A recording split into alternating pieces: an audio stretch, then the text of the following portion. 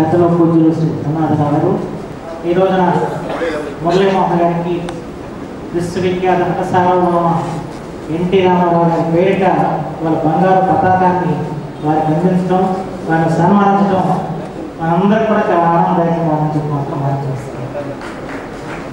Telugu cinema రంగంలో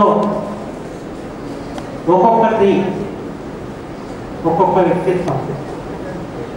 సరే, నటనలో వారి యొక్క గొప్పతనం ఎవరి గొప్పతనం వాడవచ్చు, కానీ వ్యక్తిత్వాలు మహోన్నతంగా తీర్చిదిద్దుకుని భావి తరాలకి ఒక ఆదర్శప్రాయంగా మెలటంలో రామారావు గారు, నాగేశ్వరరావు గారు ఒక వరవడిని చూపిస్తే, ఆ తరంలో 70వ దశకంలో సినీ రంగంలోకి వచ్చిన మురళీమోహన్ గారి యొక్క వ్యక్తిత్వం మహోన్నతమైనది చెప్పారు.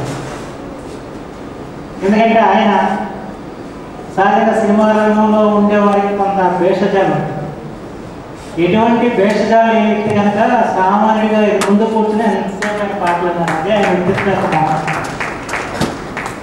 ఎందుకంటే అందరిలోనూ కలిసిపోయే మనిషి. ముఖ్యంగా ఆయన గొప్ప మానవతావాది. ఎందుకంటే నేను చిన్నప్పటి నుంచి చూస్తున్నాను, దాదాపు 73లో ఆయన సినీ రంగ ప్రవేశం చేసి ఉంటారు. 70 మా దివిషయం గుర్తులు వచ్చి వేలాది మంది చనిపోయారు. ఆనాడు నుంచి సహాయ కార్యక్రమంలో పాల్గొన్న వ్యక్తి, అక్కడ పార్టీ సహాయాన్ని మురళీమోహన్.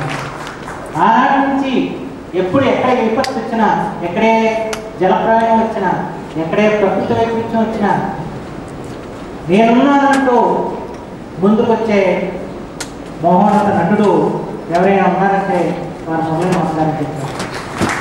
అది ఆయన ఒక మానవత్వ వైశిష్టం. ఎందుకంటే ఆయన నటన గురించి నేను చెప్పాల్సిన అవసరం లేదు, శైలజ గారు చాలా సౌకర్యంగా చెప్తారు.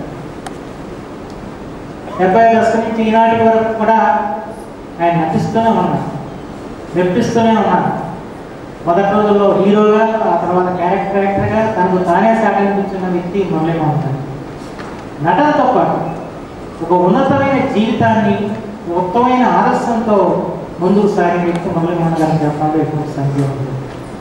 నిజంగా వారిని ఈరోజు మనం సన్మానించుకోవడం అంటే నిజంగా తెలుగు జాతికి గర్వదాయకమైన రోజు అని చెప్పి నేను భావిస్తున్నాను. మొన్న మాకు పరంపరలో అఖిల భారత తెలుగు మహాసభ జరిగితే అక్కడికి వచ్చి ఆ రాష్ట్రీయ రాములకి ఎంతో ఉత్సాహం కల్పించారు మురళీమోహన్ గారు. అలా ఎక్కడ ఏ కార్యక్రమం జరుగుతున్నా ఆయన రావడం, ప్రోత్సహించడం, అన్నిటికంటే కూడా తెలుగు జాతి అభ్యుదయం కోసం, అభ్యున్నతి కోసం, తెలుగు సంస్కృతి వికాసం కోసం, తెలుగు భాష పరిరక్షణ కోసం తప్పించే వ్యక్తుల్లో మురళీమోహన్ గారు ఒకరికి చెప్పి మాత్రం మనం చెప్పగలం. ఇవాళ అలాంటి వారిని మనం ఆదర్శంగా తీసుకోవాలి. మన భాషా సంస్కృతులను మనం పరిరక్షించుకోవాలి. తెలుగు జాతి ఔన్నత్యాన్ని మనం దశదిశలా చాటాల్సిన అవసరం ఎంతైనా ఉందని చెప్పి మాత్రం సందర్భంగా మనం చేస్తున్నాం. ఎందుకంటే ఇవాళ ఎందుకో తెలుగు జాతికి గ్రహస్థితి సరిగా లేదు. ఇవాళ తెలుగు జాతి ఔన్నత్యాన్ని మనం బలపరుచుకోవాల్సిన అవసరం ఎంతైనా ఉంది.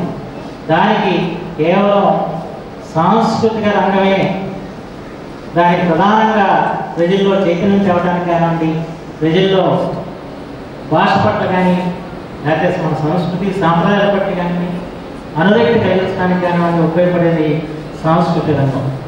ఆ సాంస్కృతిక రంగ పునరుజ్జీవనానికి మురళీమోహన్ గారు లాంటి వారు ప్రత్యేకించి కూనుకోవాలని చెప్పి సందర్భం నేను కోరుతున్నాను.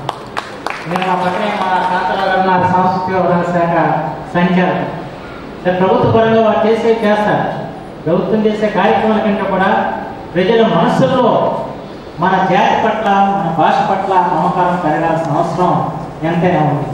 ఎందుకంటే మిగతా భాషల వారిని మనం చూస్తున్నాం. మన పొరుగున్న రాష్ట్రాల్లో వారికున్న దేశభక్తి గురించి, వారికున్న రాష్ట్రభక్తి గురించి, కానీ మనలో అది కొంచెం లోపంగా కనిపిస్తూ ఉంది.